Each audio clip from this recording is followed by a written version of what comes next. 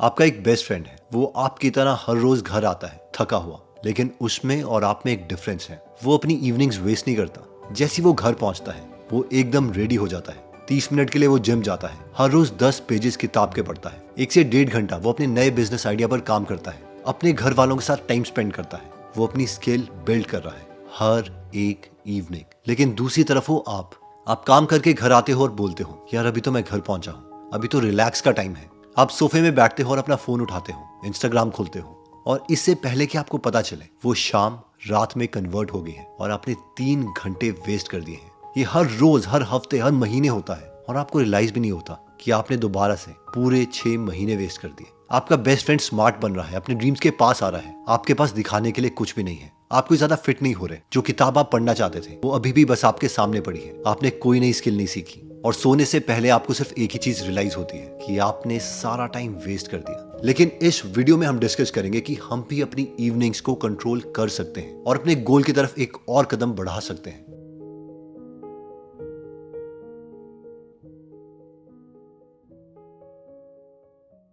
इस इंसान का लिंक्डइन प्रोफाइल देखिए। इनका नाम है मिस्टर काबा और ये हेड ऑफ ग्रोथ थे इंस्टाग्राम के। 2017 में इन्होंने एक बहुत ही इंपॉर्टेंट पैटर्न नोटिस किया। उस टाइम का जो इंस्टाग्राम था उसमें जो यूजर जर्नी थी वो कुछ ऐसी होती थी। आप आए, आपने इंस्टाग्राम डाउनलोड किया, आपको सबसे पहले सेलिब्रिटीज दिखाई जाएंगे, विराट कोहली, शाहरुख खान, अमिताभ बच्चन, और आप उनको फॉलो करोगे। ये सेलिब्रिटीज जो भी चीजें कर रहे हैं उनकी एक्टिविटी आपके फीड में दिखाई जाएगी, आप उसको लाइक करोगे। लेकिन मिस्टर काबा ने नोटिस किया कि जो भी इंसान इस वक्त पर इंस्टाग्राम में आ रहा था, 7 या 8 महीने के बाद वो इंस्टाग्राम को छोड़ के जा रहा था। इस चीज का पता लगाने के लिए कि सारे के सारे इंस्टाग्राम यूजर 7 या 8 महीने के बाद इंस्टाग्राम को क्यों छोड़ रहे हैं, इन्होंने इंस्टाग्राम के बेस्ट इंजीनियर्स और प्रोडक्ट मैनेजर्स की एक टीम बनाई। इन सबको इकट्ठा किया और ये सब मिलके इंस्टाग्राम के यूजर्स के पास जाने लगे। जब इन्होंने बात करी तो उनको पता चला कि जो सारे के सारे इंस्टाग्राम के यूजर्स हैं इसीलिए इंस्टाग्राम को छोड़ रहे थे, क्योंकि जब ये लोग कुछ इंस्टाग्राम में पोस्ट करते तो उनकी पोस्ट पर कोई भी लाइक या कमेंट नहीं आता था, और इसी वजह से सारे इंस्टाग्राम यूजर्स को लगता था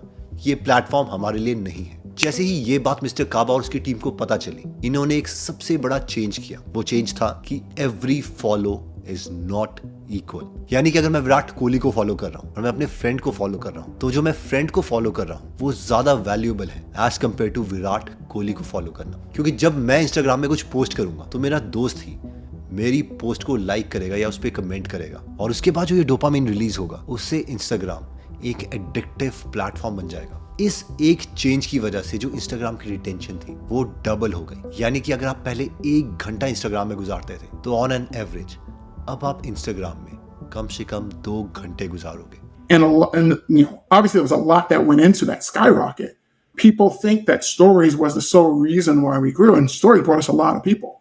But I mean, we literally, our retention doubled over the course of like a year and a half. और इसके बाद तो हम जानती हैं कि स्टोरीज और बाकी फीचर रिलीज होने के बाद इसकी रिटेंशन और ज्यादा इंक्रीज हो गई। इन शॉर्ट, ये highly qualified data engineers, product managers, ये सारे के सारे जिनको करोड़ों रुपए की सैलरी मिलती है, इनका सिर्फ एक गोल है, आपका ज्यादा से ज्यादा टाइम खाना। ये लोग अपने काम में कितने माहिर हैं इसका मैं आपको एक और एग्जांपल देता हूँ। जब फेसबुक यूएस से बाकी कंट्रीज में एक्सपैंड कर रहा था तो इन्होंने देखा कि ये जो इंडियंस हैं ये हमारा प्रोडक्ट उतना यूज नहीं कर रहे हैं। इन लोगों ने दोबारा से टीम बनाई और ये इंडिया आ गए सिर्फ ये जानने के लिए कि ये इंडियंस कैसे बचे हुए हैं। यहाँ पर आके ये बहुत सारे फेसबुक यूजर से मिले और इन्होंने देखा कि यहाँ पर इंडिया में बहुत से लोगों के पास लो लेवल के मोबाइल्स हैं, और साथ में जो सबसे इंपॉर्टेंट चीज है वो ये है कि यहाँ पर इंडिया में एक नाम के बहुत सारे लोग हैं। यानी कि अगर कोई मेरा फ्रेंड है जिसका नाम है अमित कुमार और मैं फेसबुक में टाइप करता हूँ कि अमित कुमार कहाँ पर है, तो फेसबुक में मुझे 2 लाख तक अमित कुमार देख सकते हैं, और मुझे ये नहीं पता चलेगा कि मेरा जो फ्रेंड है वो इनमें से कौन सा है, क्योंकि वहां पर उसकी फेसबुक प्रोफाइल में जाकर भी अगर मुझे उसकी इमेज नहीं दिखाई दी कि हाँ यार इसकी यही गाड़ी थी, और मैं ये आइडेंटिफाई नहीं कर पाया कि ये मेरा ही दोस्त है, तो मैं कभी भी फेसबुक को यूज नहीं करूंगा। अब जैसे ही ये बात फेसबुक को दोबारा से पता चली, इन्होंने अपने एल्गोरिदम में दोबारा से चेंज कर दिए और इंडिया में ये उस वक्त एक्सप्लोड कर गए। इन शॉर्ट, ये अपने प्रोडक्ट को वायरल बनाने के लिए किसी भी हद तक जा सकते हैं, और आपको अगर अपनी इवनिंग्स बचानी है आपको इसका बिल्कुल रिवर्स करना है।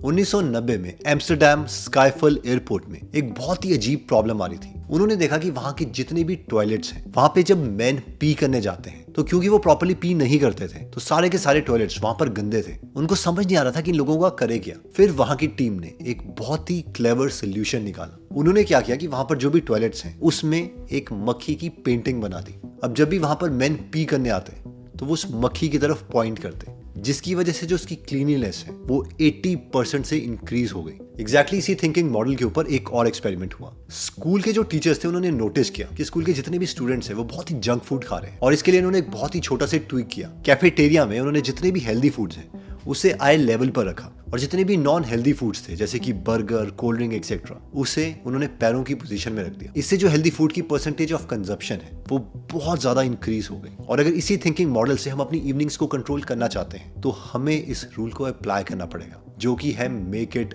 ऑब्वियस। तो अब जो भी क्वालिटी डेवलप करना चाहते हैं, फॉर एग्जाम्पल बुक रीडिंग, तो जो बुक है वो एग्जैक्टली उसी जगह पर होनी चाहिए जहाँ पे आपकी नजर पड़ती रहे, ताकि जो क्यू एक्शन रिवॉर्ड वाली साइकिल है वो ब्रेन में चल पड़े। अगर आप जिम जाना चाहते हैं तो जो भी जिम के कपड़े हैं, शूज हैं, वो हमेशा अलमारी के अंदर नहीं बल्कि सामने पड़े होने चाहिए, ताकि जो सारे के सारे विजुअल क्यूज हैं ये हमारे ब्रेन को उस डायरेक्शन में खींचने लग जाए जिस डायरेक्शन में हम अपने ब्रेन को ले जाना चाहते हैं, ना कि उस डायरेक्शन में जहां पर ये सारे के सारे पॉपुलर इंजीनियर्स हमें ले जाना चाहते हैं।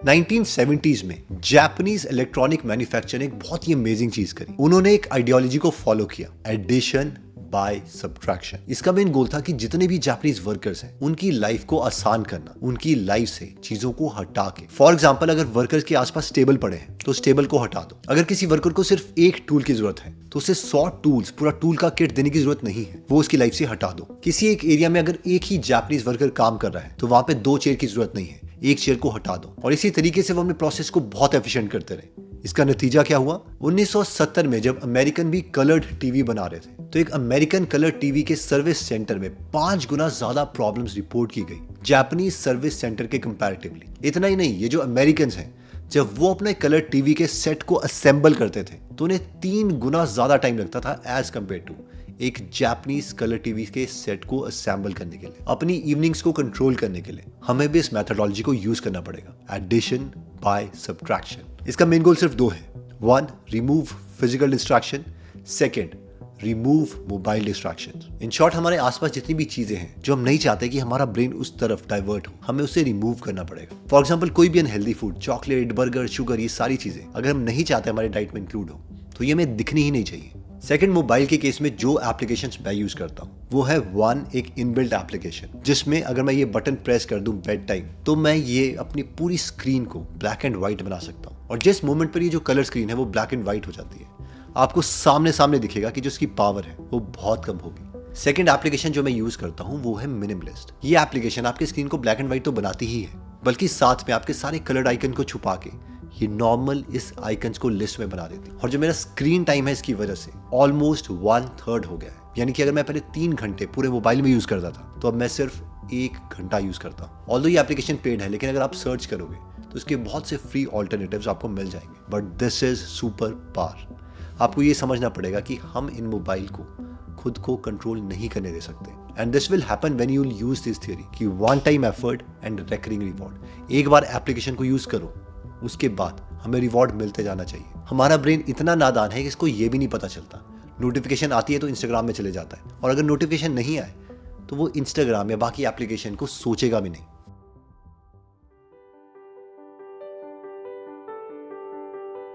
एक लड़का था जिसका नाम था माइक मैसिमिनो। ये MIT यानी Massachusetts institute of technology America में पढ़ता था।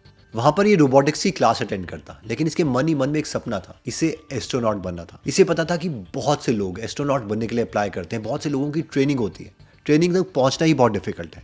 अगर आपकी ट्रेनिंग हो भी जाती है तो बहुत ही रेयर चांस है कि आपको एक्चुअल में अपॉर्चुनिटी मिलेगी स्पेस में जाने के लिए।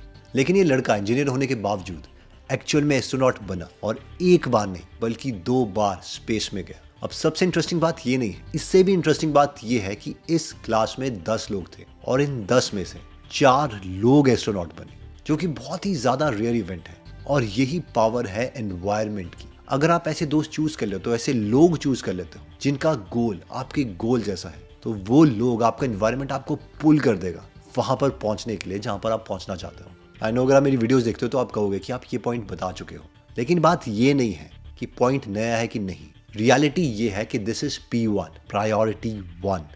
जो इम्पैक्ट एक्चुअल में एनवायरनमेंट हमारे लिए कर सकता है, वो बाकी सारी चीज़ें, अगर आप 10,000 और चीज़ें भी लेके आओगे, वो सारी चीज़ें आपकी लाइफ में उतना पॉजिटिव इम्पैक्ट नहीं क्रिएट कर पाएगी। And that's why changing your environment works like magic. 2011 में हार्वर्ड में एक बहुत इंटरेस्टिंग एक्सपेरिमेंट किया गया। उन्होंने काफी सारे पार्टिसिपेंट्स को बुलाया और उनको 2 ग्रुप में डिवाइड किया। एक ग्रुप को 620 कैलोरीज का शेक दिया गया और दूसरे ग्रुप को 140 कैलोरीज का। अब जो भी ये पार्टिसिपेंट्स थे जिन्होंने 620 कैलोरी का ये हैवी थिक शेक पिया था, ऑब्वियसली जो उनका ग्रेलिन हार्मोन है वो कम हो गया। यानी कि जो हार्मोन ये बताता है कि भूख लगी है कि नहीं, इसको मेजर करने पर ये हार्मोन कम हो गया, जो कि ऑब्वियस भी था। इतना थिक शेक आप पियोगे तो भूख इसे लगने वाली है। और जिन पार्टिसिपेंट्स ने सिर्फ 140 कैलोरी का शेक पिया था, उनका जब ग्रेलिन हार्मोन का लेवल चेक किया गया तो वो ऑलमोस्ट सेम था। और वो ऑब्वियस भी था, क्योंकि 140 कैलोरी के बावजूद हम लोगों को भूख लगती ही है। लेकिन इस एक्सपेरिमेंट में जो सबसे इंटरेस्टिंग चीज थी वो ये थी कि ये जो दोनों लेबल्स थे शेक के ऊपर, ये गलत थे। एक्चुअल में सारे पार्टिसिपेंट्स को 320 कैलोरी का शेक पिलाया गया था। इससे हमारे भोले माइंड की एक बहुत ही इंटरेस्टिंग प्रॉपर्टी के बारे में पता चलता है कि अगर हम किसी भी चीज को किसी इमोशन के साथ जोड़ देते हैं तो ये वैसे ही रिएक्ट करने लग जाएगा। जब आप जिम जाते हो और जिम में हर एक डंबल उठाने के बाद आपको लगता है कि वाह यार मेरा मसल बन रहा है, तो ये पॉजिटिव इमोशन हमारी इस हैबिट को रीइंफोर्स करेगा। अगर आपको कोई बुक पढ़ के लगता है यार मैंने नई चीज सीखी है, मैं बाकी लोगों से डिफरेंट हूं, तो ये आपकी हैबिट को अगेन एम्पलीफाई कर देगा। लेकिन अगर हम किसी भी चीज के साथ कोई नेगेटिव इमोशन जोड़ेंगे तो वो कभी भी एक हैबिट में कन्वर्ट नहीं होगा।